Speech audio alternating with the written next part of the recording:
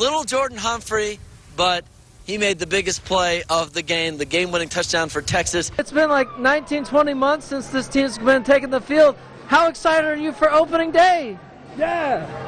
He's pretty pumped up. This was a 2 seed versus the 7 seed, but even A&M Commerce's head coach conceded that this would be much closer than that indicated. Of course, the Falcons just beat them a week ago. We are here at the Petroleum Club in Midland for a Texas Tech happy hour, and a lot of happy Red Raider fans right here. I'm going to step aside real quick.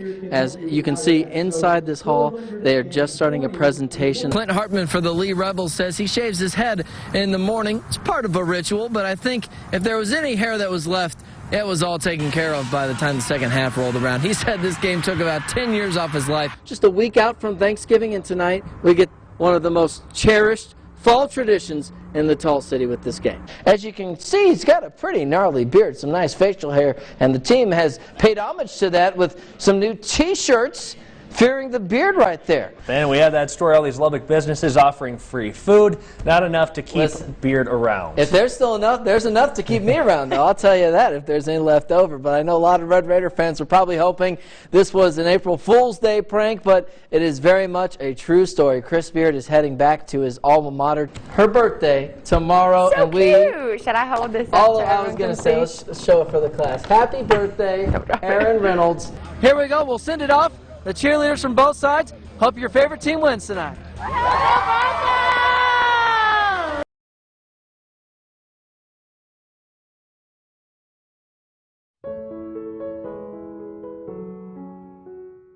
Just felt sick and nauseous, you know. I think the words, you don't ever think it'll happen in your home, in your area.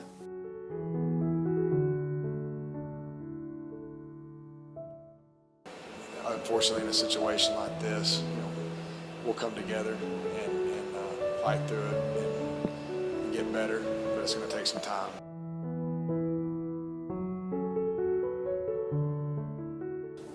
We needed every one of those guys the other night, and we needed every one of them to keep us as safe as we could, and I'm glad we got them. We respect those guys, we respect those families, and we'll be praying for them. I told the kids yesterday, I said, you know, sometimes as grown men, we have a hard time looking each other in the eye and telling each other we love each other. You know, we love the kids we coach. Our coaches have a good, strong relationship with each other, and we support each other. We know that in a lot of tragic instances, athletics played a big role in bringing a little joy to some people's lives, you know, in a very tragic time. So we're going to try to do the same thing.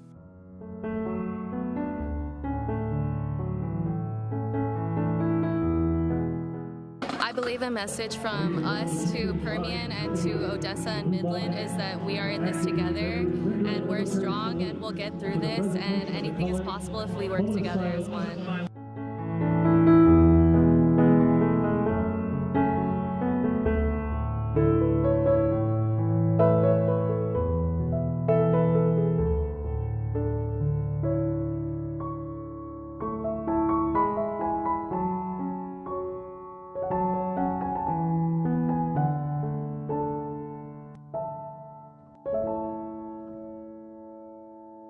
Well, needless to say, a very difficult week here in the Permian Basin. And tonight on the final score, we'll continue to keep the victims in our thoughts, and some of them, of course, still in recovery.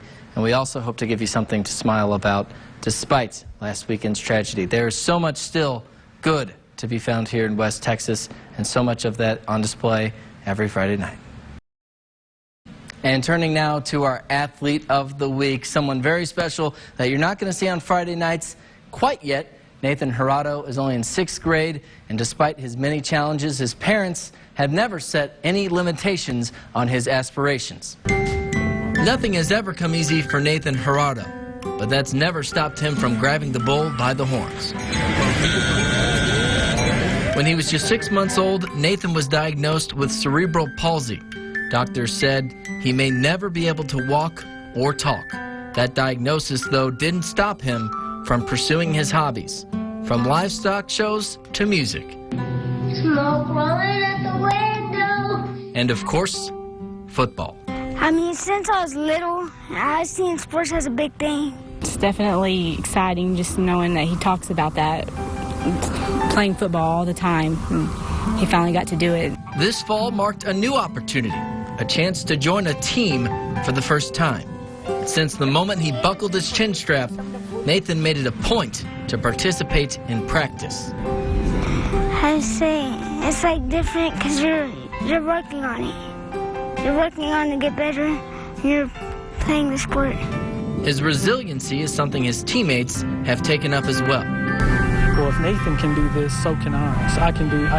I can do things that I didn't think I could do either. Last week in the Cowboys' first game of the season, he finally got the chance to take the field. Go Native Boys!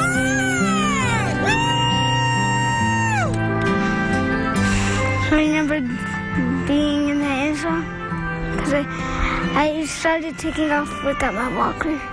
I mean, I wanted to show everybody I can do it, and I got it. There was just a lot of stuff went through my mind at that time. I'm just at a loss for words for it. It was just an emotional moment, and I was just really happy for him.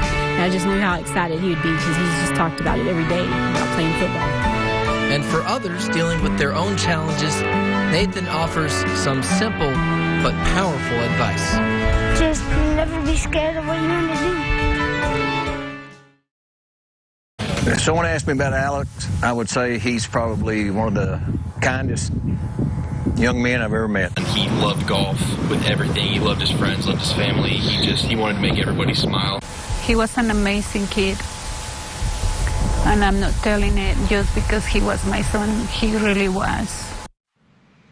Tonight we want to dedicate our show to local teenager Alex Trevino. He spent his life with a loving family, one of 3 siblings, and would describe himself as part of a sandwich with his 2 sisters. He had one older, one younger, and he was stuck right there in the middle.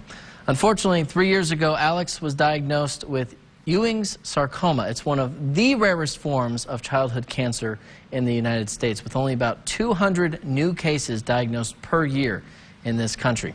Alex won his initial battle with the disease, but later his cancer would relapse. Another lengthy fight later, and then Alex, 1 week ago from today, passed away at the age of 16.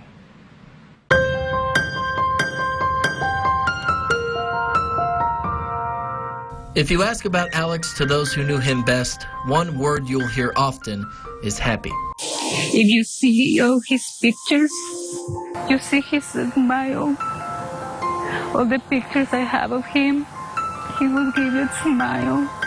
His love for life may have only been matched by his love for his favorite sport.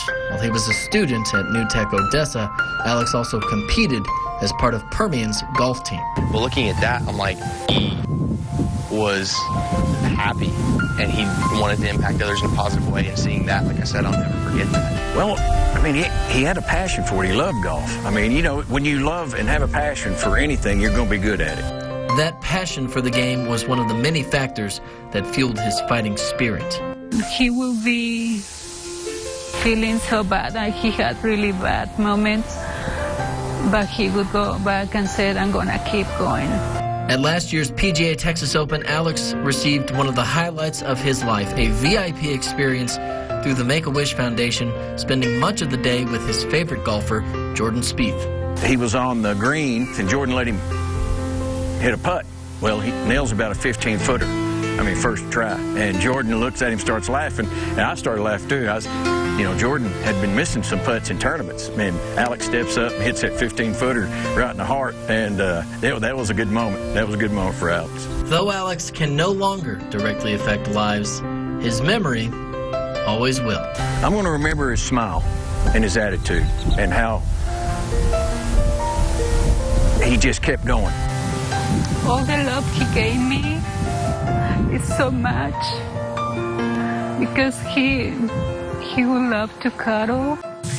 He was so, he would give so much love.